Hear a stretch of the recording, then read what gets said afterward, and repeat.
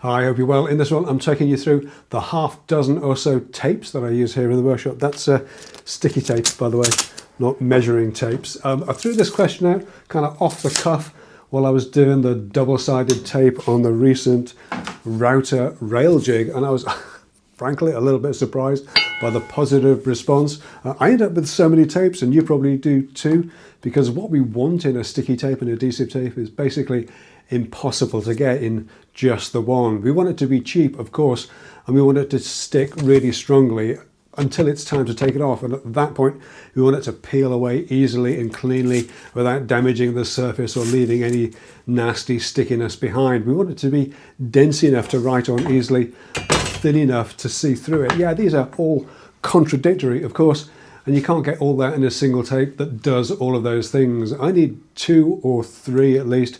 And when you throw double-sided tape into the mix as well, then that's how you get to around half a dozen. So we'll get to double-sided tape in a minute, but let's start with plain, everyday, ordinary masking tape or painter's tape. I use a decent amount of masking tape, always have done, as it's the near perfect tape for temporary fixings. That's what it was designed for.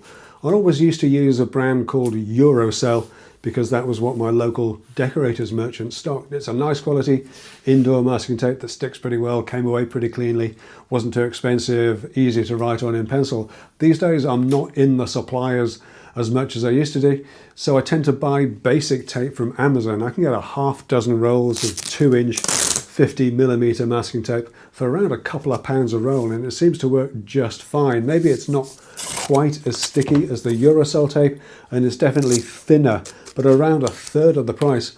I'm really not that bothered, and as we'll see, if you want a really sticky tape for a great fixing, then there are other much more costly options available. So if the budget buy is an Amazon special, and by the way, there are links to all these tapes in the description, the link will open in your local Amazon store, the store in your country.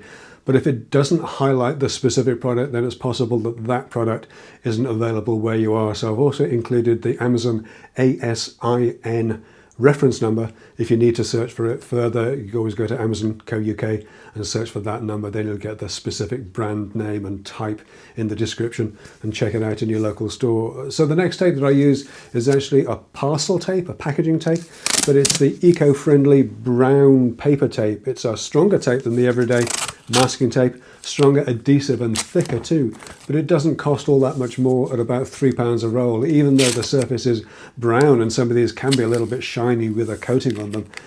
Despite that, marks in pencil, Sharpie and ink show up well. With the thinner everyday masking tape, you can get a lot of the workpiece colour bleeding through, which can make those marks harder to see, though easier than marking directly on the workpiece. I use pencil marks on masking tape a lot, as you can just peel the tape off after you've made the cut with no concerns about sanding the pencil marks away later on. So yes, brown eco parcel tape is a good option to have. Just bear in mind that unlike the masking tape, it's meant to be a permanent adhesive, so don't leave it on for too long, and do test it out before using it on something like a delicate surface. So then we get to the luxury end of masking tapes, the Rolls Royce, if you like, of masking tape. The most expensive tape here, so expensive, I keep little bits that I haven't used to reuse again. This is £18.50 a roll.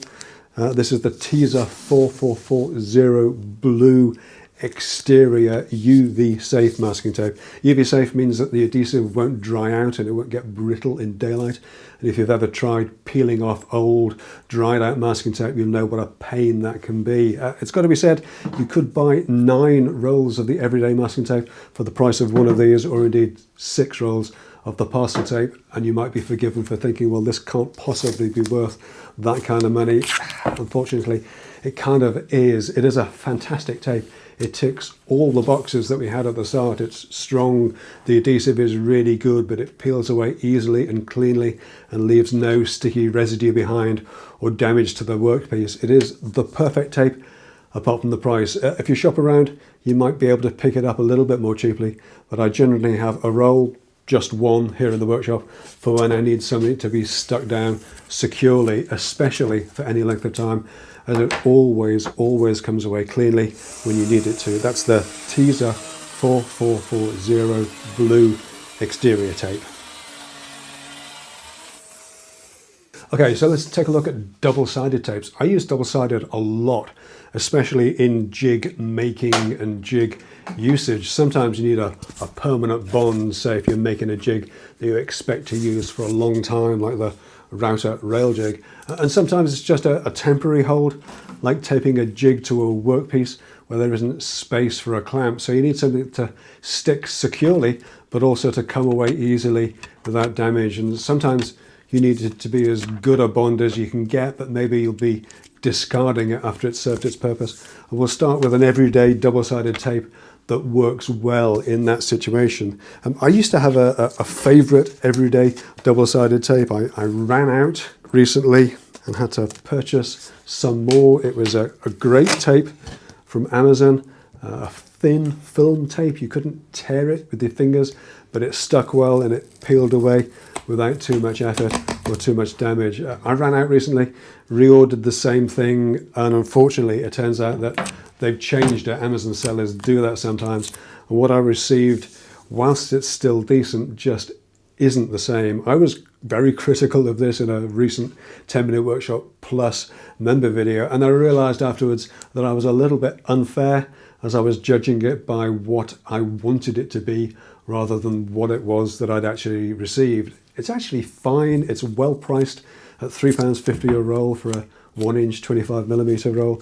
You can tear it by hand, which is very useful for a double-sided tape. It is very strong, definitely more sticky than the previous everyday double-sided, but it's one of those tapes that's sort of almost fabric-like. It's sort of stretchy and not very nice to use. It's horrible to remove as it leaves some of itself behind. It's the kind of tape where you have to use another piece of tape to get the residue of what it's left behind off, and for that reason I'd only recommend it for occasions where you're probably going to dispose of the project after it's served its purpose. However, it is perfectly good in that situation. So what do you use if you just want to tape a jig to a workpiece temporarily? Well, here in the UK, and this is like a slightly roundabout description, here in the UK we have a National Exhibition Centre, the NEC, and by the way, I'll be there in May for the Makers Central show alongside Stuart Matthews from Proper DIY, Leo from Hand Eye Craft, Matt Astley, Vicky Lee, Carpenter's Daughter, and Charlie D.I. White. Come and pay us a visit. We're on stand E34 all that weekend, apart from on 12:30 on Saturday the 18th, when we'll be on stage 1 doing a live Q&A. Links in the description to all this, and we look forward to seeing you there if you can make it. Anyway, it turns out that the NEC have approved tapes, sticky tapes, that stick well but come away easily without damaging the floors. The one that I have is from Fosway Tapes. I'll link it up down below, but if you do a search for NEC approved tape or event tape, if you're outside the UK, you should be able to find something similar. Because they're made for trade shows and events, they're typically on the wider side. The one that I have here is the thinnest one I could get at 28mm, and it's the same kind of vinyl film as my original everyday tape, helpfully printed with approved for floors on it. Because it's thin, you don't get all the words. But you can tear it by hand, it sticks well, and most importantly, it comes away without leaving any residue behind, so far at least. It hasn't adhered so strongly that it's caused any damage to the workpiece or the jig when peeling them apart, and at about £6.50 a roll in this size, I can see it becoming a staple in a lot of workshops, including mine. And finally then, my top choice for double-sided tape for when I want a permanent bond, maybe if you're assembling a jig that's going to be a keeper, well, that has to be 3M's 9088P tape. It's a super strong double-sided tape, only available in 9, 12 and 15mm widths, so perfect for smaller jigs or for joining more intricate parts. It's not cheap at around 18, 19 pounds a roll, but it is excellent. And when I need a permanent fixing, this is the only tape that I've used for a long time. Incidentally, if you do need a more permanent bond, or if you just want to make the most of the tape you have, then keep the parts to be joined clean and free of dust and debris. Use a tack cloth if you can. And remember that this is still adhesive. Apply some pressure to the join. Press the tape down with a scraper before you peel off that backing. And then I typically use a one-handed squeeze clamp on the workpiece when the two halves are joined together. remember as well, like all adhesives, they can take time to cure, so don't expect a permanent bond instantly. It will get stronger with time. So those are the 6 or so tapes that I use most in the workshop. Let me know in the comments if you have any favorites that aren't on my list here. But I'm going to call this one done for this week. Thanks so much for stopping by. Don't forget, if you're at Makers Central in May, then come and say hi. And why not stay another day or two and come and see what the Materials and Finishes show has to offer. It's also at the NEC, starts on the Sunday and runs to the Wednesday. I'll be there on Monday, May the 20th, where I'll be doing a live chat with my YouTube pal Robin Clever, well, me, and whatever's left of my voice anyway. But that's a few weeks away.